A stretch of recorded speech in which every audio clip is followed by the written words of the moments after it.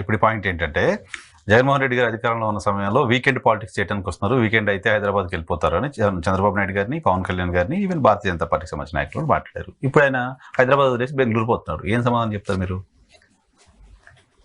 అంటే సార్, ఒక నాయకుడు ప్రజలకి కాపలా కాసి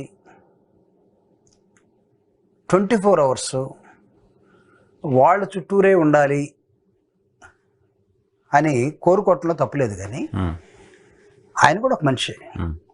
వాళ్ళకి కొన్ని ఇష్యూస్ ఉంటాయి, పర్సనల్ ఫ్యామిలీస్ ఉంటాయి. వాటి కోసం 1-2 రోజులు మాట్లాడుకోవడం కోసం, లేకపోతే ఆర్గనైజేషన్ సెర్చ్ చేసుకోవడం కోసం ఇప్పుడు జగన్మోహన్ రెడ్డి గారు న్యూ ఆర్గనైజేషన్ సెర్చ్ చేయాల్సిన అవసరం ఉంది. దానికి సంబంధించిన కన్స్ట్రక్షన్, న్యూ కన్స్ట్రక్షన్ అంటే మళ్ళీ ఇంకో బ్యాలెన్స్ కట్టుకుంటున్నారని అంటారేమో.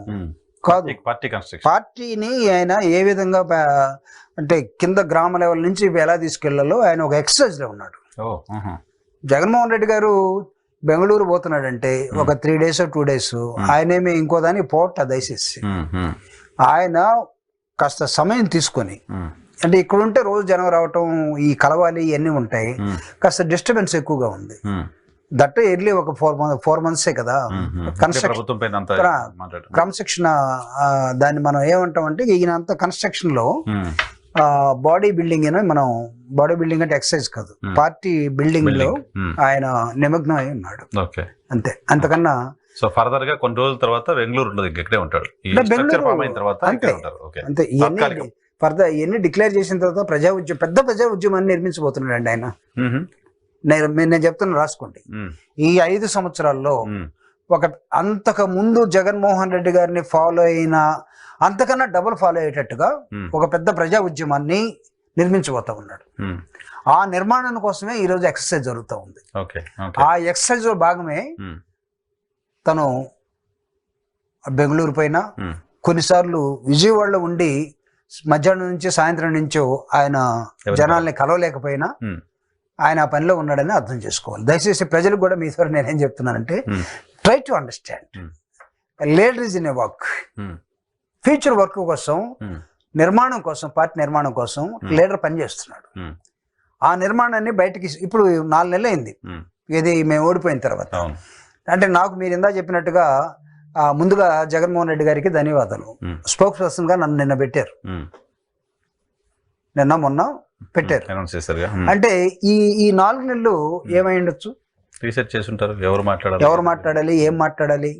మీరు అన్నట్టుగా ఫైర్ బ్రాండ్స్ కనపట్లేదు అని అనుకుందాం. వాళ్ళు వస్తారు, మళ్ళా వచ్చి మళ్ళా నోరు దగ్గర పెట్టుకుని మాట్లాడారు. వాళ్ళ సబ్జెక్ట్ వాళ్ళు మాట్లాడతారేమో. వాళ్ళు వచ్చి నోరు దగ్గర పెట్టుకుంటే మా ఎక్కదుగా జనాలకి. అంటే జనాలకి ఎక్కే పని అయితే అదే నిజమైతే మాకు ఓటేయాలిగా. ఇప్పుడు అవే కావాలనుకుంటే వేయాలి కదా సార్. కానీ సరే వేసినా వేయకపోయినా దానివల్ల నేను పెద్దగా దాని మీద నేను డిస్కషన్ చేయదలుచుకోలేదు. కానీ అంటే మనం ఎందుకు ఉండాలంటే నాయకుడిని, మన రాజకీయ పార్టీని, దీని సిద్ధాంతాన్ని, దీని ప్రణాళికని, దీనికి ఉన్నటువంటి ఆలోచన విధానాన్ని, అసలు జగన్ గారి ఆలోచన విధానం ఏంటి సమాజం పట్ల, అది కదా మనం ప్రజలకు చూపించాల్సింది. ఓటర్ దగ్గరికి వెళ్ళాలి, మనిషి దగ్గరికి వెళ్ళాలి, ప్రతి నూక్ అండ్ కార్నర్కి వెళ్ళాల్సిన అవసరం ఉంది సార్. ఇప్పుడు నేను చెప్తున్నాను కదా, నేను ఇప్పుడు స్పోక్స్ పర్సన్ గా డిక్లేర్ చేశారు. నేను దాదాపు 17 సంవత్సరాల నుంచి స్పోక్స్ పర్సన్ గానే ఉన్నాను. కానీ declared now my job is what. Opposition లో ఉన్నప్పుడు స్పోక్స్ పర్సన్ ఖచ్చితంగా నేను రాష్ట్రం అంతా తిరుగుతాను. రాష్ట్రం అంతా తిరిగేటప్పుడు అనేకమైన అంశాల మీద మాట్లాడతాం.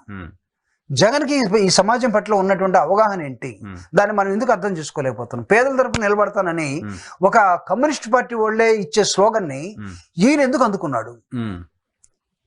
ఈయన విద్య మీద, ఉద్యోగం మీద పెట్టినటువంటి శ్రద్ధ ఈ భారతదేశంలో ఏ ముఖ్యమంత్రి అయినా పెట్టాడు.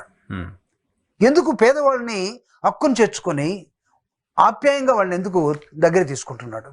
ఇంకొకళ్ళు ఎవరు, చంద్రబాబు నాయుడు గారు ఎవరినన్నా బాగా అసహ్యంగా ఉన్న మనుషుల్ని దగ్గరికి తీసుకొని ఆలింగనం చేసుకొని ముద్దు పెట్టుకోగలడా? నీకు హ్యూమన్ టచ్ ఉండాలి కదా సార్. అది యాక్షన్ కోసం కాదు కదా ఆయనకి.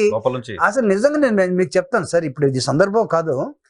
మేము ఓదార్పు యాత్రలో ఊళ్ళంతా పుండ్లు ఉన్నాయి. ముసలాయన ఇక్కడంతా చాలా బ్యాడ్ స్మెల్ వస్తూ ఉంది. మనిషి స్నానం చేసి కూడా ఎన్ని రోజులు ఎందుకు తెలియదు, నులక మంచం మీద పడేసారు వాళ్ళ పిల్లలు కానీ వాళ్ళందరూ కూడా. ఆయన దగ్గర కూర్చొని గట్టిగా పెట్టుకుని ఓటేసుకుంటే నేను కొద్దిగా పక్కకి నెట్టాను. కొంచెం కొంచెం జరగమని నెట్టటువంటి కొంచెం స్మెల్, మాకే స్మెల్ వస్తాం దూరంగా ఉన్న వాళ్ళకి. నెడితే నన్ను అవతల నెట్టేశాడు. కాదన్నా కొద్దిగా అని అంటే నాకు ఆయన కనపడ్డా, నువ్వు పక్క పో అన్నాడు. ఎవడు చూపిస్తాడండి అది? అది ఎవడు చూపిస్తాడు చెప్పండి? ఆ హ్యూమన్